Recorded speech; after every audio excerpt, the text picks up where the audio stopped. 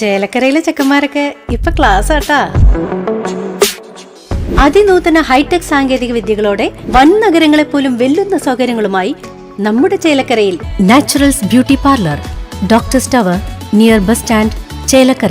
Pazhayannur Koonathra ALP സ്കൂളിൽ PTA യോഗവും രക്ഷിതാക്കൾക്കുള്ള ശില്പശാലയും നടന്നു. പഴയന്നൂർ കുന്നത്ര ALP സ്കൂളിൽ LKG, UKG 1 മുതൽ 4 വരെയുള്ള ഇംഗ്ലീഷ് മീഡിയം, മലയാളം മീഡിയം ക്ലാസുകളിലേക്ക് അഡ്മിഷൻ തുടരുകയാണ്. സ്കൂൾ ഹാളിൽ വെച്ച PTA യോഗവും രക്ഷിതാക്കൾക്കുള്ള ശില്പശാലയും നടന്നു.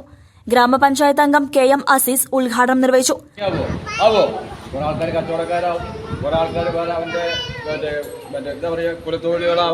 അല്ലെങ്കിൽ വിവിധ മേഖലകളാവാം. പക്ഷേ ആ പഠിപ്പ് കൊണ്ട് ഉദ്ദേശിക്കുന്നത് അവനെ മനുഷ്യരാക്കി മാറ്റലാണ്.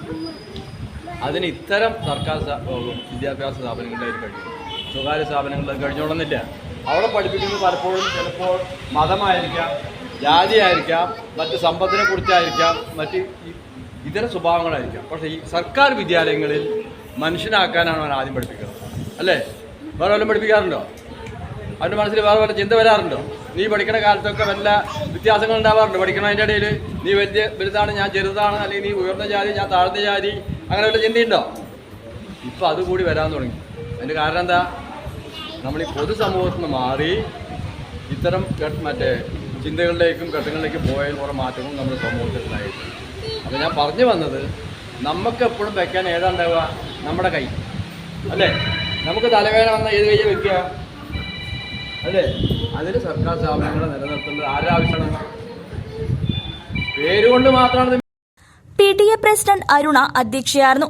സ്കൂൾ പ്രധാന അധ്യാപിക പ്രമീള ശ്രീകുമാർ വിഷയാവതരണം നടത്തി.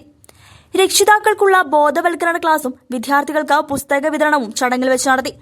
അക്കാദമിക് പ്ലാനിന്റെ പ്രകാശനം ഗ്രാമപഞ്ചായത്ത് അംഗം KM അസീസ് ഗ്രാമപഞ്ചായത്ത് അംഗം യശോദയ്ക്ക് നൽകി നിർവഹിച്ചു. അതുകൊണ്ട് ഇനി എങ്ങനെയെങ്കിലും എന്തെങ്കിലും മാറ്റങ്ങൾ വരുമോ എന്ന് നമുക്കിപ്പോൾ പ്രെഡിക്റ്റ് ചെയ്യാൻ പറ്റില്ല.